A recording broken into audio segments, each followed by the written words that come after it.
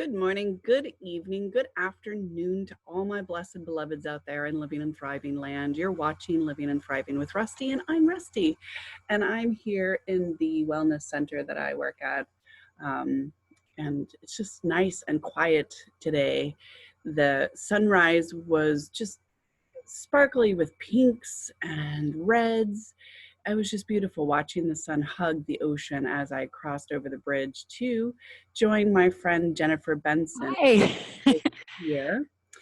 And so, as you know, this show is live and we are just meeting. We're hanging out at a coffee shop, or in my world, it's more of a wellness center where we do yoga and get to know each other. It's very relaxed, very casual, very authentic. And Jennifer, you have a lot to share. Hi, So, good morning. good morning. Who are you? What do you do? And what makes you you?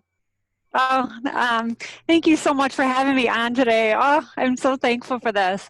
I am I guess you could say, a writer and a teacher, but just on a journey to be my authentic self in life. And I think it's a journey that never ends.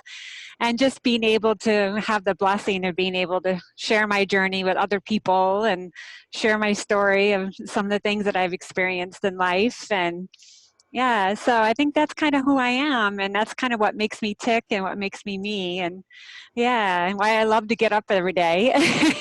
Well, you teach English as a second language, right? Yeah, so I teach in English as a second language, and I used to teach overseas in the Middle East for about 15 years. So now I moved home to upstate New York. I get to do the same thing, and yeah, so a lot of different things going on, but yeah. Well, I was a special ed teacher for a really long time, so Oh. I can feel you on that. And I always wanted to know what it was like to try to teach a very difficult language with a lot of words. Most languages, people don't know, don't have as many words as we have. And I don't think we have enough. How selfish is Right. I that, know. right? I know. But, That's true. if you're looking at, the Oriental language in particular, they have one sound or one word, and the sounds make it a different word, if that makes Yes. sense. Yeah, So the tones. the tone. Yes. Yeah. And I love language, but I would think it would be really hard because I have friends who are multilingual. You have to think in your language, you're hearing it in one language, repeating it in your head in another language, and having to output the translation from your head. I mean, that's a lot of work. Yeah, it is. It is. And you have to meet your students. I know when I was in Kuwait and Qatar, and it was very similar to back here, you have to meet them on their level, figure out where they are. And a lot of it is beginning English, where they really don't have a whole lot of English coming in. So you have to make sure they know those sounds and always build their vocabulary, build that sight word base, and and then you can take it from there. But then you have the conversational English thrown in there, and there is a lot to it. And you're right. I think I read somewhere that English has the most words of any language. And you're right. I feel the same way too. Sometimes I feel like I can't express myself enough, even with all the words that we have. Yeah, there's just Yeah. so much to feel and express, and yeah, it's rare when I'm speechless, but that's a topic that really there's so much I'd like to share, and I just can't. So Yeah. I think it's admirable for people who can be patient through that process, that learning process. Right. Right. Yeah. So what else Thank do you you. do aside from English? Well, my bigger passion that's kind of coming through me, I mean, I love to teach and I've been doing it for a long time, but ever since back in 2002, I went overseas to teach. And I had that journey of living abroad. And I think, and all the changes I think that transpired through there and looking at the world differently, seeing the world through the lens of being an expat and a woman, in the Middle East, it was interesting. And looking at things a little bit more clearly now that I've gotten home, but I've kind of gone into the more of the realm of writing, and I think I might have told you in my email that I'm writing, I wrote a book about my journey over there, and just to be able to share those experiences. But Yeah, and just a matter of how your perspective changes as you get older, and why I went overseas was so much different than my desire to come back home and finish and keep going on that journey. And about taking leaps in life, and and listening to that inner calling. I think there's a lot with that you can share and encourage other people. With. Absolutely, absolutely. I Yeah. loved going overseas. I am, basically the little poor white orphan who statistically had no opportunities.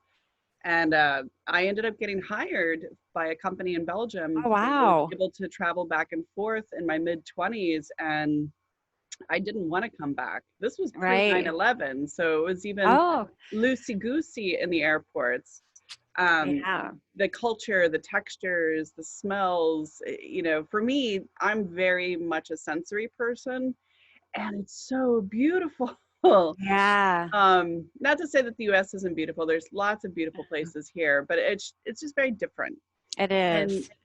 you know, for me it was work, but why for you? Do you have family in the Middle East or No, it's funny. I my sister originally went over there she went to a job, I guess you can say a job fair internationally, and she had to pick between Bangladesh and Kuwait, and we were all like, So she picked Kuwait. She really liked the superintendent, and she was from Utah, I guess, so she really liked her. And then she was over there for a year, and I was in this. I think after a few months of being over there, she thought I would like it, and there was this opportunity for. At the time, I was doing remedial reading, and she thought I would like it. And I was also dating a guy from college, like going on 10 years, and it wasn't going anywhere. And I thought, you know what, wouldn't hurt to take a leap right now, and I think I needed to just see what else life had to offer. So I actually kind of got up the guts to ask my school for a year leave. And I thought, all right, if they give me this, that would be the green light from the universe to say, go for it. That would be kind of like an insurance that, okay, I can try it for a year, just see how it goes. Of course, I didn't know I'd end up staying there 14 years, but that was kind of how that whole leap started and how that whole thing happened. So you go over there I went over there to pay off some college loans and to travel and to see the world. And that's a little bit more of how that started as well, and my reasoning for it. And I got to spend a year with my sister before she ended up coming back home again. So had a lot of benefits.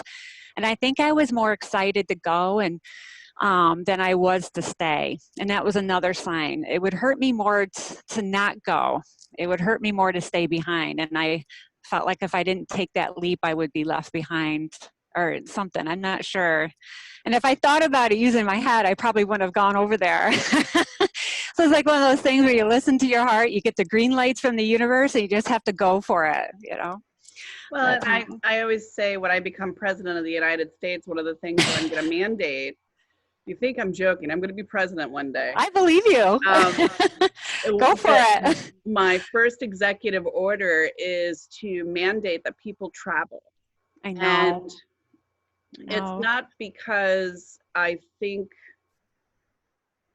that we need the economic response to traveling. I think it's the educational response. And you don't know what you don't know until you know. Right. That's my big motto. And you don't know what other people's lives are like until you taste Turkish coffee, which is my Mm. favorite, by the Oh, way. If I love anybody wants to send me it. some, girl, I'm in. Love I Turkish love it. coffee. Um, you don't know people's experiences or people's gentleness or people's fears until you step inside of their shoes or their house or their city. And I Yeah. truly, truly, truly believe within that every aspect of my spiritual being that if more people traveled, we'd have less racism, have Yes. less sexism, we'd Yep. have less isms. Yes. You're right.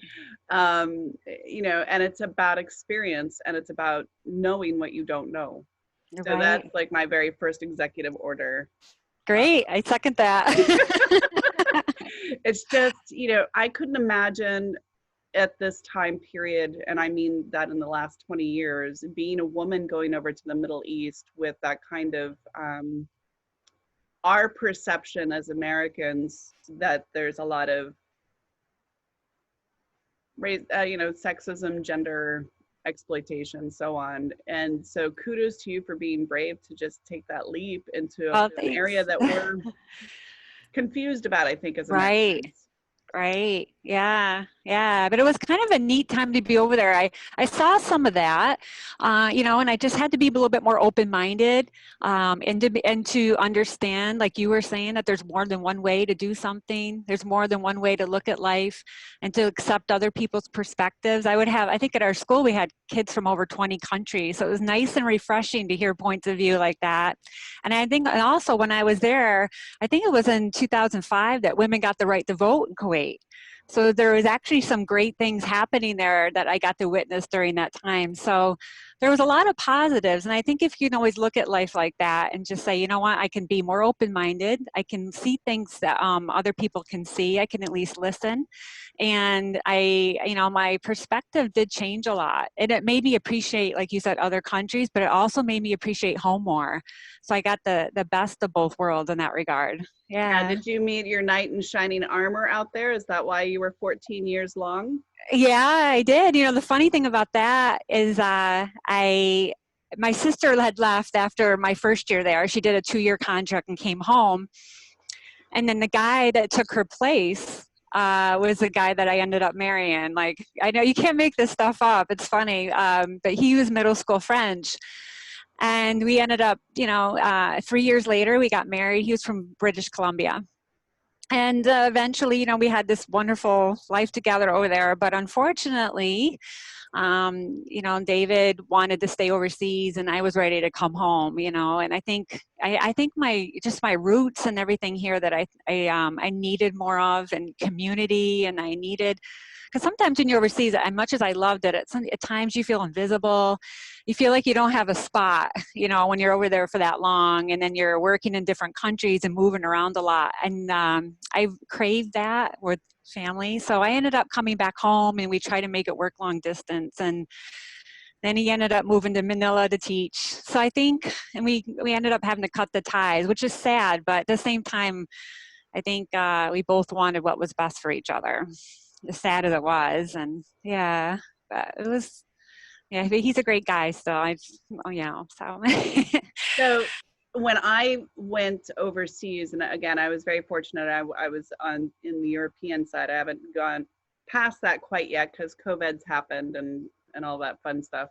Right. Um, I found it really difficult to come back to the US. I found prospectively, here I am in Amsterdam or, London or northern part of Europe, and there's not a sense of military presence. It's Yes. kind of like this comfortable disregard, obstinate, playful, Yes. sarcastic, fun, light Yeah. environment. But then when you come to the US, you're met with police, military, Oh and it's yeah. very stark. Yeah. Um, did you have kind of like a whoa? Yes, I still get that. I still, like, a lot of when I was over there, I was shielded from a lot of, even in the Middle East, I was shielded from a lot of our, one of the things I noticed too is that the military mindedness, I guess you can say, when I came back home, it was even more pronounced here than it was over there. It just wasn't as seen over there, I guess you can say, even with our base over there. But also there was just a lot of things, being in upstate New York. I live in a town, with one stoplight. Yeah, I miss kind of, sometimes I think, if, and I think if people did get out a little bit more just to meet more people and to see different perspectives, I think we'd be more understanding, and that was hard for me. I've had, people that haven't left New York, and the perspectives are very different than mine, and that was tough. And just a lot of different things, even watching commercials. So the commercials are so different when I came home, always pushing pharmaceuticals and, things like that. It was just really such a change in the mindset, and but yeah, I have found it tough to deal with, I guess you can say, not being quite as open-minded, when certain people that I meet, and that's tough for me. Yeah, Yeah, it that's really is. it's very tough. What is your favorite food that you miss from Oh, that's the a Middle good East? question. I'm kind of like, and I love your stories about being over there because I'm similar to Turkish. Turkey was one of my favorite countries that I visited. I actually went there twice. And when I first got overseas, another difference, hadn't even heard of Turkey. And once I'd been there, I'm like, I love Turkish food, the Mediterranean type, Lebanese Yeah. and Indian. I know I can find it around here if I have to drive. But I miss all the different restaurants in one city, just the variety. And I know in our bigger cities we have it, but I just miss that and going to, there's just different things, different markets and souks where you can buy, like they have all these different carpets from other countries, just a carpet souk, or just like, I just miss a little bit of that flavor and being able to travel. But yeah. Yeah. So yeah, you're right. You're the Turkish Lebanese type food. I love that. Yeah, the flavors are amazing. They're fresh. Oh yeah, Yeah. love it, Yeah, I love it. miss It's that hard to stuff. find around here. It is here. It The one is. place that I was able in the United States in my travels, because I travel extensively, is Chicago actually has the best gyros I've had in the United States, Really? which I thought was very surprising. But yeah, oh my gosh, like real gyros, like you would have. I'll remember that. Yeah, Chicago, that's the place, man.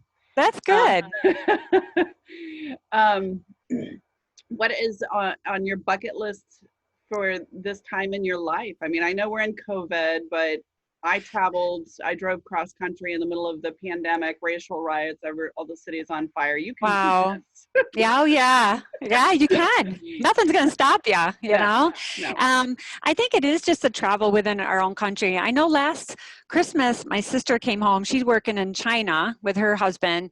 We all went to Quebec around Christmas time. So I think I'm still trying to keep that alive, that part of me alive, because I really believe in it. Like you, I really think it's important to keep that spark going and to see things and to keep gaining perspectives and to keep learning. And I think it's a good learning experience traveling. And I also think one thing about traveling too is, you get to learn how to solve problems and navigate life. It really teaches you how to do that and solve problems on the go. I really like that about travel, thinking outside the box. But I think other than that, I would love to go to Europe again. I felt very comfortable in Europe and even like maybe hit up Kuwait. I still have some friends there that, I hope I can see again someday. So I think there's some places, and I love Thailand just because of how friendly and sweet everybody is and how an easy country it is to travel in. So I think those are my probably places I've already been to that I have like a warm feeling toward and an affection for. Yeah. Yeah. Canada is one of my favorites. It's the easiest to travel through. And I just love my Canadian friends. They have such a great I sense of humor. And Yeah. you just don't miss a beat up there. Yeah, that's very true. Yeah, it is. Yeah, Quebec is Yeah. so beautiful. Yeah. Yeah, I really like Quebec. I'd like to go there in the summer. We went there in the winter, and I remember going on a walking tour for 3 hours, and it was about 17 degrees. Yeah, I won't remember that. I won't forget that. But yeah, I don't even remember those things. It's kind of cute, but I would like to go there in the summer. And I don't live that far from Ottawa, and I've been there before, and that's a wonderful city. So yeah, there's just like things you can still do once we can get into these countries again, which I look forward to. It's kind of a strange feeling not to be able to right now. There's a lot that we Yeah, took for granted pre-COVID, I I think. think so. I think, And it's yeah. really opened up a lot of beautiful things for those of us who are Mm-hmm. willing to look at the positive pieces to this whole Yes. thing. And for other people, it's really triggered them to feel as though they're imprisoned almost. Yeah. And so it's been interesting because I take the show all over the world and I get to see all these perspectives. And it's really interesting how many people are running with this and loving the blossoming and cracking Right. out of their own eggshells and getting really good with themselves and finding creativity and the beauty of this time. And other people are just really grieving and struggling. Yes. Um, Yeah. I so, find but that I find that too. A lot of my friends and myself included are very introverted. We've had a lot of talks on this where we're like thriving with this because we've had to go in more. within ourselves, you know, and also we've just found things to do, and it's been a very productive time actually. Whereas a lot of my more extroverted friends, they were saying that, oh, this is just, you know, so it's, I think it's, yeah, it's tough in many ways on different people, you know, but I think if you can always look at the positive every day and say, all right, I'm going to make the best of this no matter what happens, you know. And I, you know, I would tell my friends too, I just focus on the day. If I have to, I just focus on the hour. Even I'm on, okay, right now I'm doing this between 8 and 9, and I'm going to make the best of it, you know. And that's kind of how my day unfolds sometimes, just because I have to put that structure in my day. You know, as a teacher, we were out of work since March. I mean, we were doing things online, but trying to put that structure in helped me, you know, and then keep finding ways to be productive. And so, yeah, I actually really liked that time. But yeah, I can understand that could be hard for some people. Yeah. So talk to us as we're wrapping up the show. Talk to us a little bit Sure. about your book and give us a highlight. What's going to be juicy and fun when your book finally publishes? Well, I think, you know, with my book, it's called Beautiful Possibilities. I actually like that name, to be able to look at opportunities in life and say, okay, this could be a possibility for me. Or even better yet, maybe this is the most beautiful, wonderful thing that I could possibly do for myself. So I really like the title. But, you know, more about it is kind of about following your inner ding. I know Louise Hay talked about your inner ding, your inner voice within, and asking for signs from the universe, taking these big leaps in life. And just my journey of how I went over to the Middle East, what happened when I was there, and how I made that decision to come back home. And I think the juicy tidbits are just going through those huge challenges in life, like the tsunami that I went through in 2004 with my ex-husband David. Just what happened, we were on the beach, you know, and what happened with that, and how we had to run and stuff. But, and also just about these changes and leaps that I took. A lot of them involved sacrifice, loss, fear, and, you know, and being able, and pain, and being able to make that move regardless, even when you know it's the best thing for you. And not every decision, as hard as it is, but usually what happens, it's the best decision, even though it's the hardest, which I always found interesting. So just, you know, and I think, yeah, and the way that I was able to kind of build myself back up when I came back to New York, and how you can thrive from these things, you know. So, and yeah, there's a little bit more just about what daily life was like in the Middle East, just different things, and how the countries operated, you know, like with police, there's some incidences, you know, with David and I getting in traffic things, and, you know, and just little tidbits in life, just how the differences between worlds, you know. So I thought that was, yeah, it's kind of interesting. But Do you feel like with all of that experience and all that bravery, because it really takes big balls to be a female to fly overseas in a country where you don't really know what's going on, but you're going to do it anyway because, hey, why not, right? why not? And we're not taught as children to be brave or to have that explorative, you know, attitude, or even to really protect ourselves. And so doing that is, you know, it takes big balls. Yeah. um the excitement, I think, is when you come back and you're like, ha, I did this, and this was a lot easier than I perceived or I put into my head. What Yes. when you walk around New York now, I mean, you're probably like, bring it. Yeah, exactly. I've been through, you know, that's the thing. You're right. You go through these things in life, and you're like, you know, I've already been through tsunamis and Middle Eastern experiences, and some of the things that happen over there. And you're like, I learned that I can handle anything, you know, and I learned that. And it took me a long time to really know that. And you're right. And it didn't happen until I came home.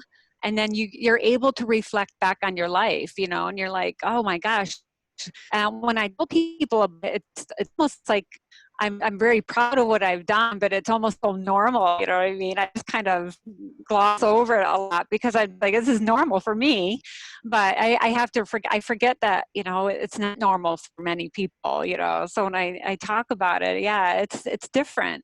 But I like to be able to talk about how we can, especially, you know, as women, we can take biggest leaps in life and feel empowered. And, and it's not to, I think with, I don't know, I guess thinking with our hearts, and knowing, okay, this is something good's going to come from this. And like you said, I don't know what the heck is going to come from it, but being okay with that uncertainty, so, but yeah, I do. I'm glad I did it. I can't imagine if I'd stuck around at home with a 10-year relationship that wasn't going anywhere and wondering, why not me? How come we're not getting married? And all those awful thoughts that I used to think, and I was able to break the ties and actually start taking care of myself, and I think that was the best thing for me. I don't think I had a lot of choices at the time, really, but yeah. So So it Jennifer, all where worked can out. people find out more information about you? Do you have a website up yet? Yeah, I have a website. It's on Jennifer Benson Author at GoDaddy. And also Jennifer Benson Author on Facebook would probably be the best place to look for me. And I have a lot of my past interviews and things that I've done on my Facebook page as well as my website. So, where I talk a little bit more about my experiences and yeah. So, so that's probably the best way, I think, to get a hold of me. Now you're in Yeah. upstate New York, and this is the time where you have to pull out sweaters and scarves and layer, and the morning is icy and It pumpkins and is. apple picking, the things that we in Florida don't get to experience because it's the same all year round. I'm not complaining by any stretch of the imagination, but Right. I do miss a good bonfire. We don't have those here because we'd be Oh, on fire yeah. forever. Right. Yeah. Yeah. And it was weird. I know, I understand that. Middle East, it was pretty brown and, and then I came back home. Oh my God, fall, and the colors and the vibrancy. And I'm like, how did I go without fall for 14 years, and even just that first snow when you wake up and you're like, I think it snowed outside. You have that feeling. And then you look out. Yeah. There's a lot of those things that I am like, how in the heck? And I remember going to Thailand with David. It'd be Christmas time, and there would be some guy dressed up as Santa putting shots in people's mouth. Beaches down, and I'm like, this isn't Christmas. I just missed those Christmases. I mean, there's a lot of things that I really miss that I appreciate so much more now. Pine trees, the smells, So yeah, I know. On the bonfire, I have that option. They have those things. But. My favorite was the Scottish pine. I think the Scottish pine smells all season. Oh, really? Yeah, you'll have to check it out next time you go I Christmas tree will. hunting. Yeah, yeah, I will definitely check that out. That's interesting. I didn't yeah, know that. yeah. Oh, So I was raised in Florida, and I went to college in Vermont, built a house in Maine, and came oh, back. So I did the crazy eights, and the Scottish yeah. pine was the tree that I would hunt for in the woods. Absolutely, because it just the Wow. smell lasts. If you get to go and sniff a tree, that's the one. Okay. Well, that's good to know. All right, Jennifer, we are Oh, wrapping up the show. Do you have any last things that you'd like everybody to know about you that's exciting and wonderful? And don't forget to go well, to her Facebook page and like. yeah, look on my Facebook page, and I got one little piece of advice that a friend told me to say on my interviews about your inner ding and your inner voice. Never put your inner ding on hold, always on vibrate so you can hear it. Yeah, so I Absolutely. love that. Yeah, Absolutely. It's really, life is so beautiful and it's so short, and the more we get to experience, I get excited. I love me jumping out of too. bed in the morning. I'm like, woohoo, what's gonna happen today? Yeah, I Yeah. am up. I am totally on that. I'm all on my affirmations now, my morning meditation and prayer, and getting that spiritual practice in before I start my day. My whole day runs on autopilot, and it's wonderful. And you actually get excited, and you get used to good things happening every day. That's a totally new concept for me since I came back home and I really started working on myself in that regard. So yeah, so I just it's exciting. As life is Every good, life is exciting. every morning I drive to Port Charlotte, and I have to go over a bridge, and I watch the sun hug the ocean as it's rising, and the Ah. colors. I swear to God, one day I'm going to hit the damn rail because I'm just like, oh, it's so pretty. I want to watch, not drive. And Oh, this morning, it was just this wisp of pink and hot pink and red and just this Amazing. vibrant beauty, and the sun's hugging the horizon up over the ocean, and then the Oh, ocean's sparkling, and I'm like, this is life. This is that's why I'm life. here. Yeah. See, you have the ocean. We don't have that. Yeah, I mean, that's what it is. A lot of it is revolving the simple things in life and nature. Yeah. Nature is just so much bigger for me now than ever used to be. So I know I get that. I love it. Yeah, I'm Just going to love it. Scottsdale, Arizona this upcoming summer, and I'm really looking forward to it because I've been to Phoenix, and Phoenix is beautiful Right. in its own way. You know, it's brown. Yeah. Yeah. Yeah. But Yeah. when you get a taste of those different places, it accumulates something of awe, I think. And for those of us who are writers, it's like, oh, I've got years of writing. I could write about this for years. Just the Right. You're textures, you right. know? Yes, exactly. That'll be nice. That'll be a good trip. I heard Yeah, that's I'm really excited. pretty. Yeah. Yeah. All right, Miss Um, Jennifer, it was a pleasure to have breakfast with you this morning, and keep me posted as you get closer to your book, and we'll pop you back on so that people can oh, get a taste of what you wrote about. And I'm dying to learn more about Qatar because I've heard that I would really like the music. oh, good. Yeah. Well, I'll hopefully keep you posted. All All right. right. Thank you so much for having me on today. I loved it. Thank You're you. welcome. And you're watching Living and Thriving with Rustie. I'm Rustie. That was Jennifer Benson. She is coming out with a new book about her adventures as a gypsy woman traveling across to the Middle East, teaching English and finding really great men to marry and going to Yeah. Thailand, which I want to go to. That's on my bucket list is Thailand. Awesome. Tacos is the cure for COVID, I've decided. Anyway, Well, thank you. Have a hi, great day. Jennifer. Thank you. Know that you're loved. Know that you're beautiful. Do something kind for your neighbor, for yourself. Stretch, drink great coffee, hug, laugh a lot. And know that the world is just this really amazing place to explore, and you should really get out there and go and explore it. I can't even tell you how amazing it truly is. Until next time, bye.